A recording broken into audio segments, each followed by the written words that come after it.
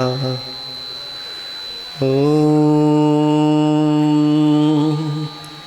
नमः सिद्धेभ्यः। था मिट्टी का लौंदा गुरुवर, मुझे सुघट है बना दिया।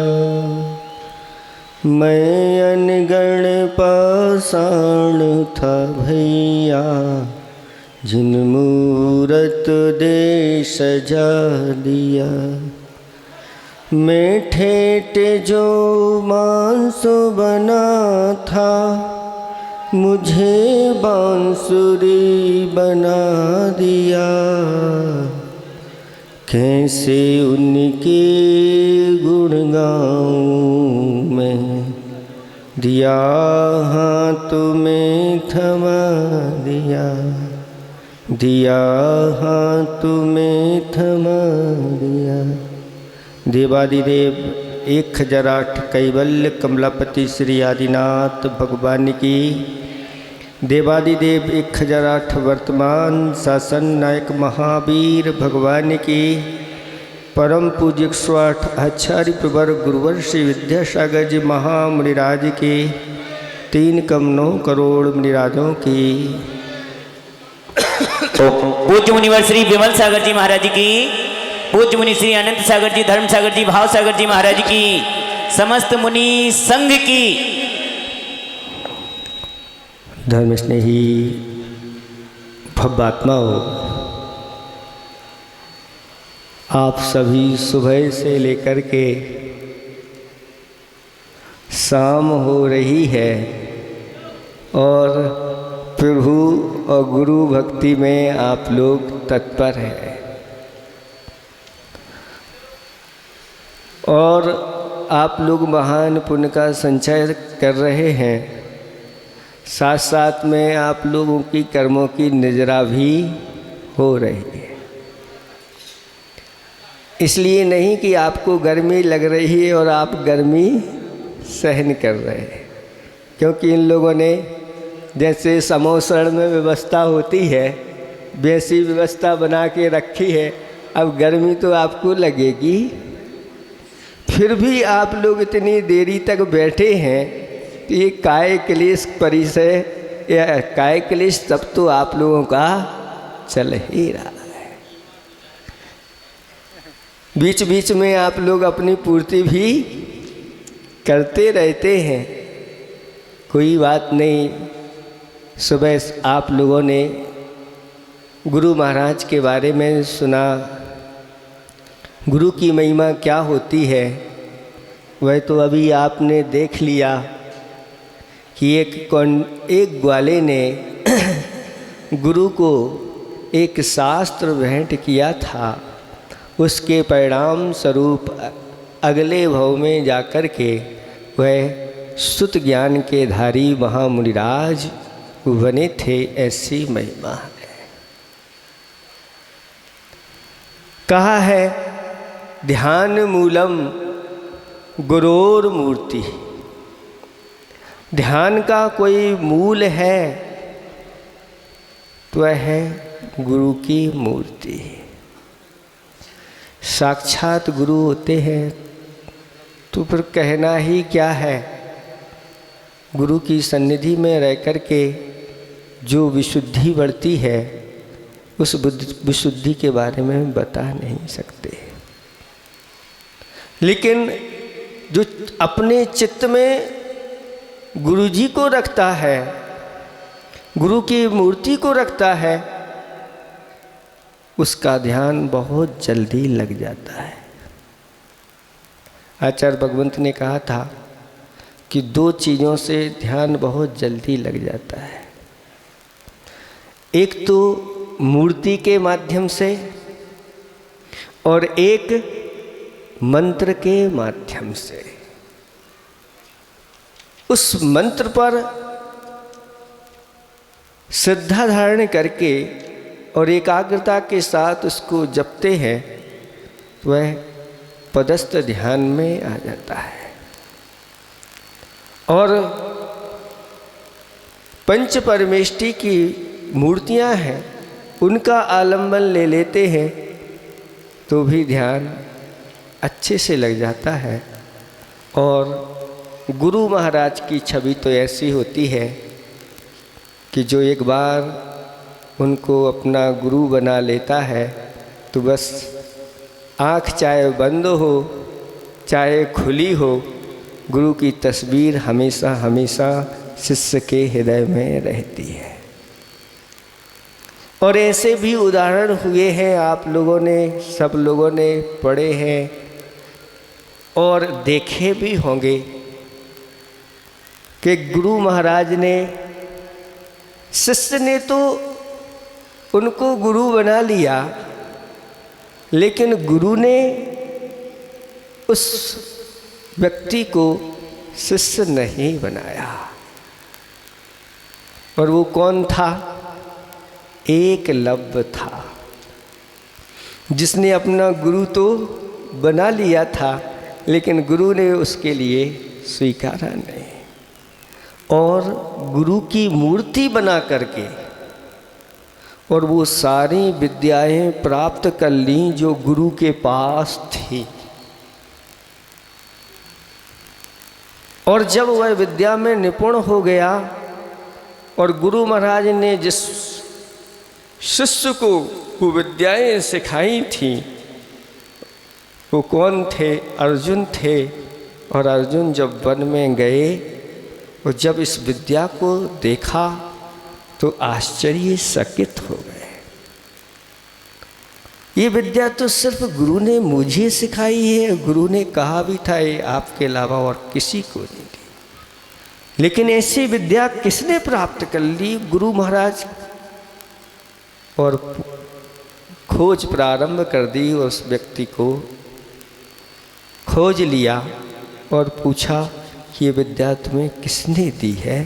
तो ये विद्या मुझे मेरे गुरु ने दी है, बताओ वो गुरु कौन है? और जाकर के देखा तो गुरु जो द्रोणाचार्य थे उनकी ही मूर्ति बना करके और वह कार्य कर लिया। आश्चर्यचकित है। ऐसा भी होता है? तो कहते हैं हाँ ऐसा भी होता है, ऐसा गुरु महाराज कहते हैं।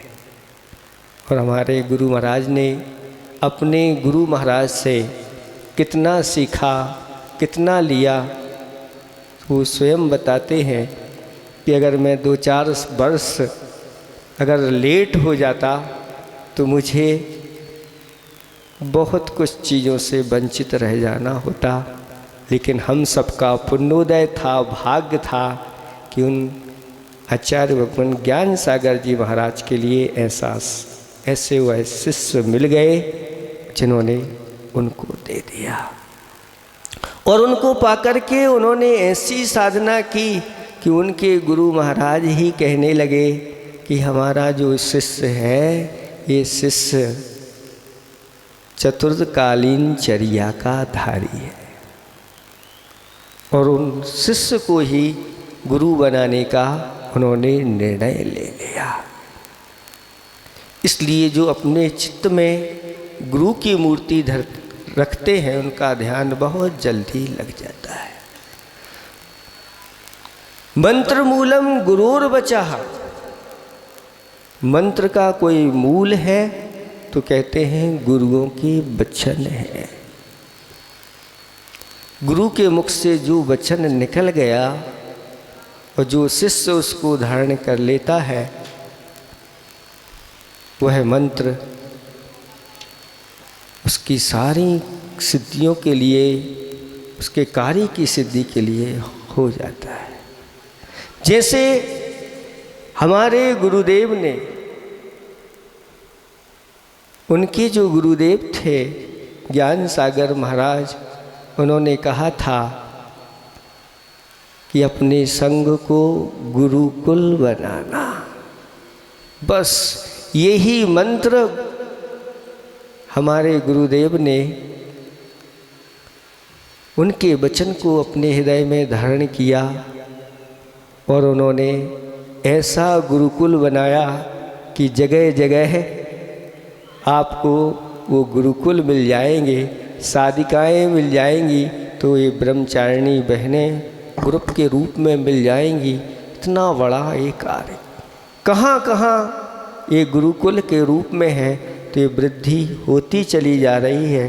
अभी यहाँ पर आप देख रहे हैं ये विधवा स्थली की बहनें बैठी हुई है और ये गुरुदेव को समर्पित होकर के और अपना पूरा समय संस्कृति की रक्षा के लिए और गुरु के वचन और गुरु की आज्ञा पालन करने के लिए तत्पर है। गुरु की भावना यही है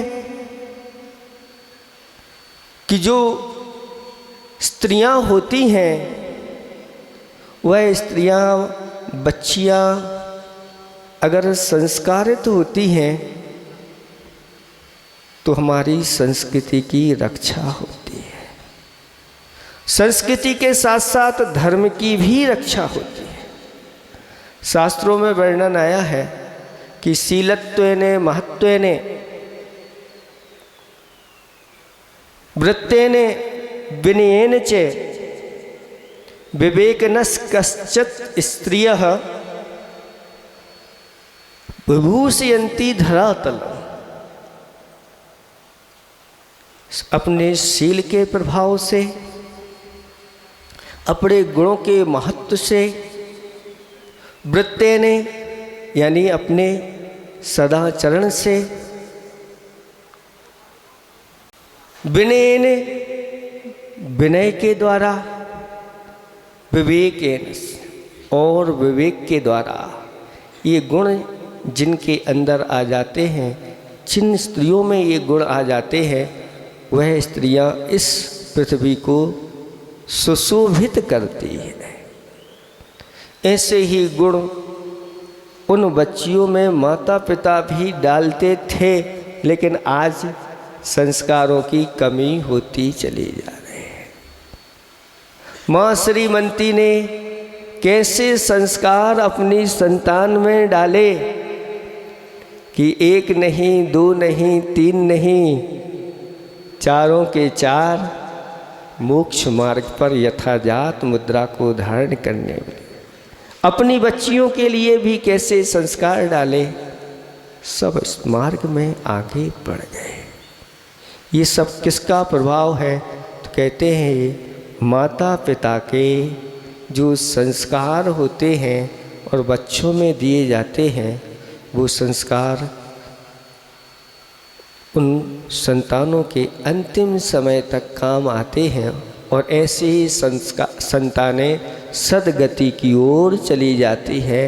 लेकिन आज आचार्य भगवंत ने देखा कि ये अब संस्कार आप लोगों के लिए, आप लोगों के द्वारा दिए नहीं जा रहे हैं और संतान अपनी मनमानी कर रही हैं, तो उनके लिए, उनका भविष्य अच्छा बनाने के लिए आचार्य भगवंत ने आशीर्वाद दिया और 5-5 विधवा स्थलियाँ चल रही हैं।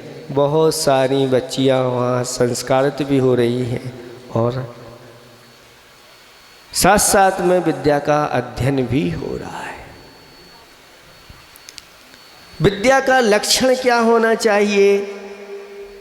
तो कहा हित सर्जन अहित विसर्जन विद्या लक्षण। हित का सर्जन हो और अहित का विसर्जन हो।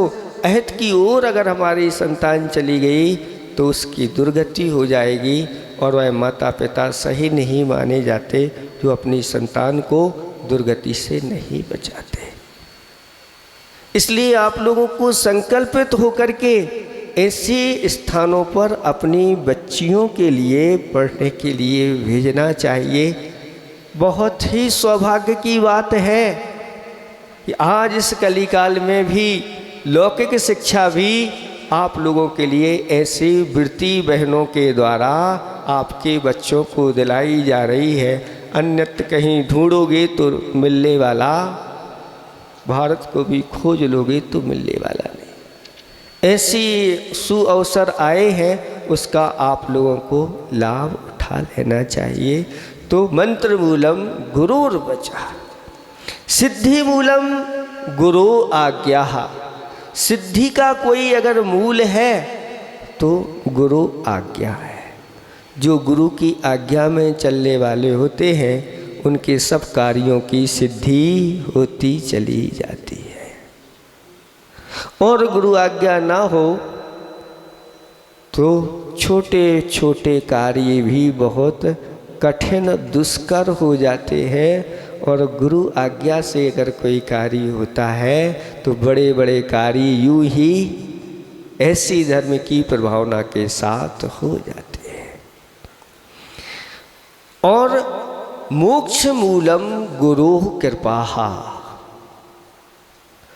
मोक्ष का अगर कोई मूल है तो वह है गुरुओं की कृपा।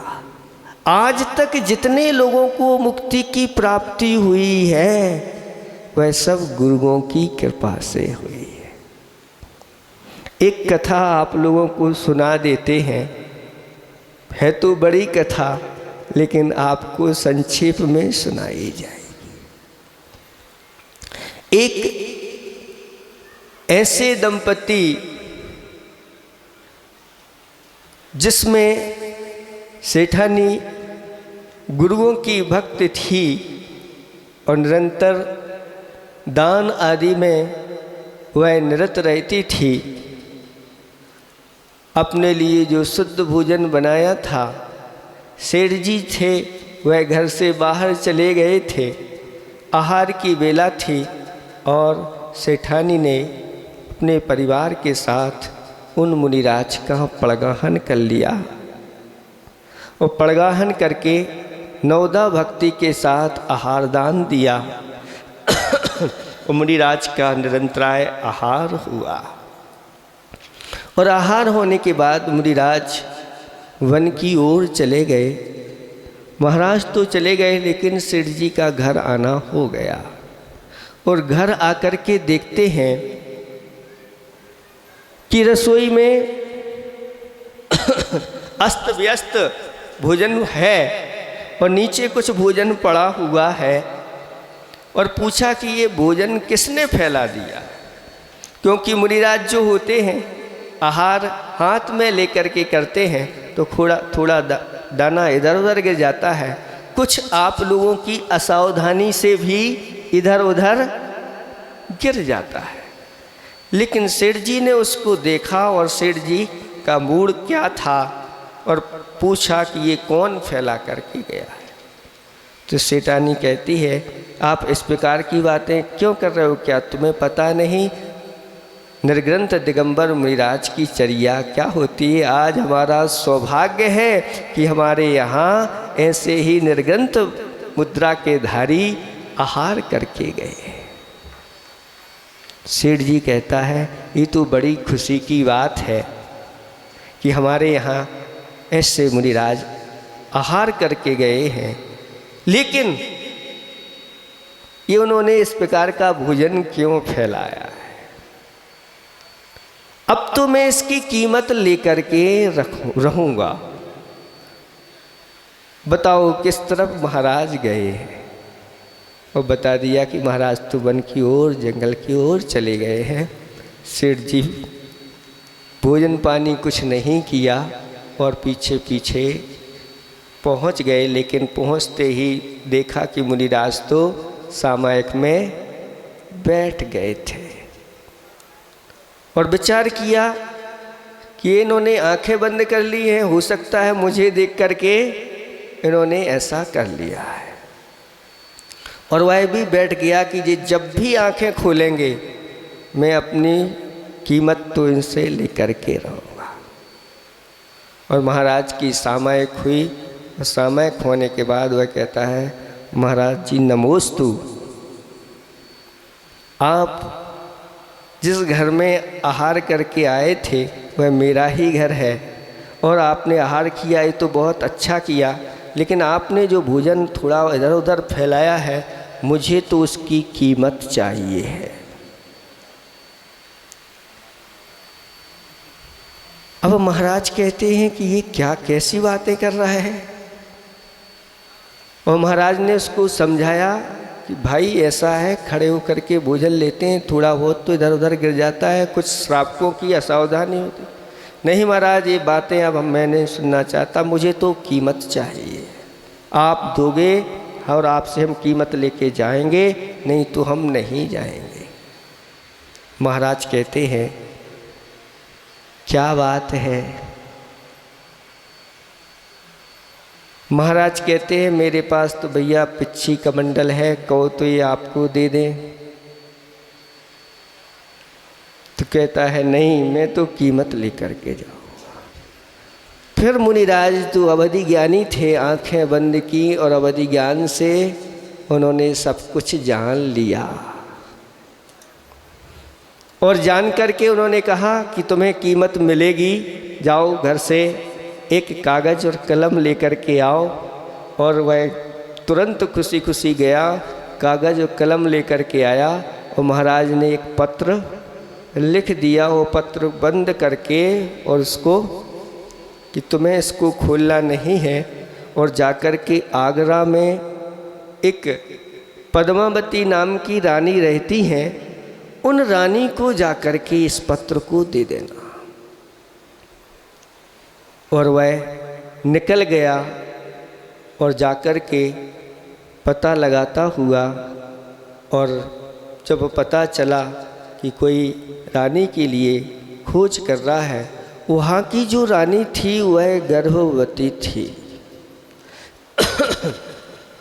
और बच्चा जो था वह हो नहीं पा रहा था, उसको बहुत वेदना हो रही थी। अच्छे अच्छे वैद्यों को बुलाया गया, लेकिन कोई भी समझ नहीं पा रहा है कि ये वेदना क्यों हो रही है। सभी परेशान हैं, राजा भी परेशान है। जब पता चला कि कोई व्यक्ति आया है, रानी से मिलना चाहता है और कोई पत्र लाया है, और पत्र भी वह किसी महाराज के द्वारा वह भेजा गया है, तब जो दासी आदि थी उस पत्र को लेकर के और जाकर के रानी को पत्र दिया। रानी बहुत पीड़ित थी, पीड़ा उसको बहुत हो रही थी, और जैसे ही उसने पत्र खोला और पढ़ा तो उस पर णमोकार मंत्र लिखा हुआ था। णमो अरिहंताड़म, णमो सिद्धाड़म, णमो आयरियाड़म, णमो अच्छायाड़म, णमो लोए शव साहोड़म। और लिखा था पद्मावती रानी तुम्हारे लिए मेरा आशीर्वाद है। बस इतना पढ़ते ही उसकी वेदना कहाँ चली गई, वह वेदना समाप्त हो गई और पुत्र रत्न को जन्म दे दिया। पुत्र की बिल्कुल कोई भी पीड़ा नहीं हुई, बिना पीड़ा के ही पुत्र रत्न का जन्म हो गया। और कहते हैं महाराज ये आप क्या कर रहे हो, देखो पूरा राज्य चाहिए है। और केस लॉन्च कर दिए और उनको उपदेश देना प्रारंभ कर दिया कि ये संसार के जो राज्य हैं, ये सब राज समाज महाअग कारण बैर बढ़ावन हारा, ये बहुत बड़े बैर बढ़ावन हारे हैं। और अब तुम्हारी आयु ज़्यादा नहीं है सेठ जी, अब तुम्हें अपना कल्याण करना है तो कर लो, बोलो तैयार हो। बस महाराज आप तो जो कहो सो अब तैयार है, हमारा जीवन ज़्यादा नहीं है। तो महाराज ने दिगंबर मुद्रा के पूरे संस्कार कर दिए और दीक्षा प्रदान कर दी। और उन्होंने दीक्षा धारण करके और कायोत्सर्ग कर लिया कि अब मेरा जीवन बहुत अल्प बचा है, आज से ही सब कुछ मेरा त्याग है। और अंत में जाकर के सल्लेखना धारण करी और आगे जाकर के उनके लिए स्वर्ग आदि की प्राप्ति या मोक्ष की प्राप्ति उनको हो गई। और महाराज ने ये कहा था कि सर्वश्रेष्ठ कोई राज्य है तो वह है कौन सा, स्वराज्य है। और अपने राज्य को जो प्राप्त कर लेते हैं वो राज्य फिर कोई उनसे अपने हाथ में ले नहीं सकता। और उन्होंने ऐसा कर लिया। तो मोक्ष मूलम गुरु कृपा, मोक्ष का अगर कोई मूल है तो वह गुरुओं का है। लेकिन अगर गुरु को छोड़ करके और जो अपने नाम की चाह रखता है तो फिर कुछ मिलने वाला नहीं। एक बार एक दृष्टांत पड़ा था कि देखो गुरु की परिष्कृत कृपा, करुणा, गुरु की ख्याति दूर दूर तक फैली हुई थी। गुरु को सब मानते थे, लेकिन शिष्य उस प्रकार का ज्ञान प्राप्त नहीं कर पा रहा था। धीरे धीरे उस शिष्य को अपने गुरु से ईर्ष्या हो गई और उसके मन में आया कि जब तक ये गुरु रहेंगे तब तक मेरी प्रसिद्धि नहीं बढ़ पाएगी। 2 फुट की, फिर गुरु ने 2.5 फुट की कर ली, तो उसने 3 साढ़े 3 फुट की कर ली। और मौके में था कि जब भी गुरु एकांत में मिलेंगे और होगा। और हुआ यूँ कि एक बहुत सकरी गली थी, उधर से गुरु महाराज आ रहे थे और जैसे शिष्य महाराज आ रहे थे और दोनों की मुठभेड़ हो गई। लेकिन जैसे ही शिष्य ने तलवार निकालना चाही, वो तलवार शिष्य की बड़ी हो गई थी। वह गली बहुत सकरी थी, निकल नहीं पाई। लेकिन गुरु तो गुरु थे, उन्होंने सिर्फ अपनी जो म्यान थी वो बड़ी की थी, उनकी तलवार बहुत छोटी थी और तुरंत उन्होंने निकाली और अपने शिष्य के ऊपर यूँ रख दी। शिष्य की समझ में आ गया और उन्होंने थपथपाया और शिष्य को माफ़ कर दिया। शिष्य उनके चरणों में गिर गया। वास्तव में गुरु तो गुरु होते हैं, जो गुरु का नाम नहीं लेकर के और स्वयं अपने गुणों को बढ़ाना चढ़ाना चाहते हैं, उनको कभी भी प्रसिद्धि आदि नहीं मिल सकती। ज्ञान मूलम गुरुनुति ही, ज्ञान का अगर कोई मूल है तो गुरुओं के लिए नमस्कार है, गुरुओं की विनय है। जो गुरुओं को विनय और नमस्कार करते हैं उनके लिए ज्ञान की प्राप्ति होती चली जाती। शक्ति मूलम गुरु आसी, शक्ति का कोई अगर मूल है तो गुरु का आसी यानी आशीर्वाद। इसलिए आप लोग बहुत चतुर होते हैं, कोई भी कार्य करने जा रहे हैं पहले गुरु महाराज से आशीर्वाद ले लो, और गुरु जी का आशीर्वाद आता है तो आपके काम सफल होते चले जाते हैं। इसलिए गुरुओं का आशीर्वाद प्रत्येक कार्य में लेने की जरूरत होती है। गुरु शक्ति मूलम गुरु आसी, ये शक्ति का मूल हो गया। तो सौख मूलम दर्शनम, सुख का कोई मूल है तो गुरु के दर्शन हैं।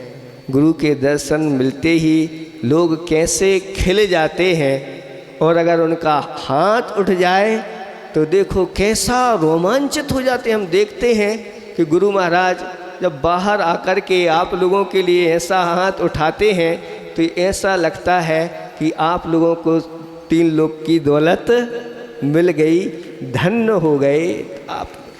ऐसे महान गुरु की महान कृपा आप सब लोगों के ऊपर हो रही है। निरंतर हम लोगों का गुरुदेव के बार बार कहते हैं हमारा एक ही लक्ष्य होना चाहिए और अंत होना चाहिए। समाधि मरण के साथ ज़्यादा भाव संसार में नहीं रहना चाहिए, अल्प भाव अपने बचें। बस यही मुनि मुद्रा की सार्थकता है। और गुरुदेव से बार बार हम यही प्रार्थना करते हैं, गुरुदेव बस मुझे और कुछ नहीं चाहिए, आपका आशीर्वाद फलीभूत हो और अंतिम समय पंच परमेष्टि का नाम लेते हुए, गुरु का स्मरण करते हुए और यहाँ से संसार से विदा लेते हुए यहाँ से प्रभु के चरणों में पहुँचें। बस समय बहुत हो गया है, आप लोग सुबह से लेकर के शाम तक बहुत पुरुषार्थ कर रहे हैं। ये आप लोगों का पुरुषार्थ भी खाली नहीं जाएगा। जिन्होंने गुरु और प्रभु की भक्ति की है वो एक दिन वो भी मुक्ति को प्राप्त हुए हैं। आप लोगों की भी ये भावना रहती है महाराज ऐसा आशीर्वाद दो, हमारी भी क्या हो, दीक्षा हो। तो आप लोगों की भी जल्दी से जल्दी, एक दीक्षा तो हो गई है, दूसरी दीक्षा भी हो। आप लोग भी उस पद को प्राप्त करें जिसके माध्यम से कर्मों की निजरा होती है। हम सब इसी मार्ग पर बढ़ें।